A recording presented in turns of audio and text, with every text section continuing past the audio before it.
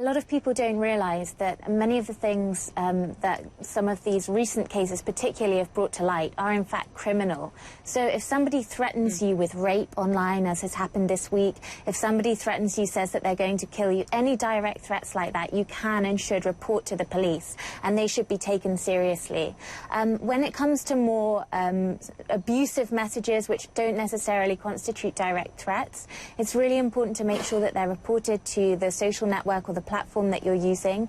And really my very most important piece of advice, I think, would be to really try and make sure that there are none of your personal details on the internet, to try and make sure that your address, your phone number don't appear anywhere on your Facebook account or on any other kinds of profiles, whether it's MySpace or LinkedIn, because sadly one of the things that has been quite common recently is that when this abuse has escalated, trolls have been finding the personal details of women particularly tend to be more the victims, women who've been targeted, and posting those online, which can have really severe consequences.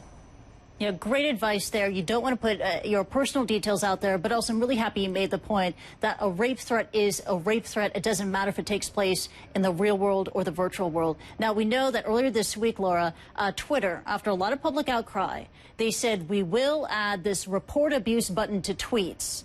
What are your thoughts on that? Do you think that's good enough, or do you want to see more from Twitter? Well, as far as I understand it, at the moment, I think the report abuse button just takes you to the set of forms that were already there, that you already had to use to report abusive tweets before. And the problem with that is that those are very long, cumbersome forms. They can take some time to fill in. And in many of these cases that we've seen this week, women are receiving 50 or even 100 threats and abusive messages every day. So I think it would be helpful if Twitter were able to look at this maybe with a little bit more perspective of the context.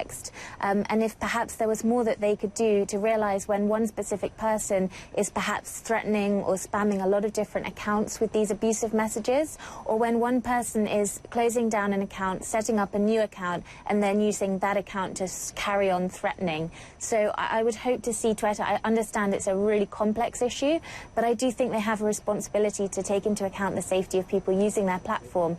And what we're seeing now is that this issue is escalating to such an extent that it is threatening to squash the free speech of the women who might not feel able to use these platforms very much longer if they keep having such a very, very hostile and misogynistic environment.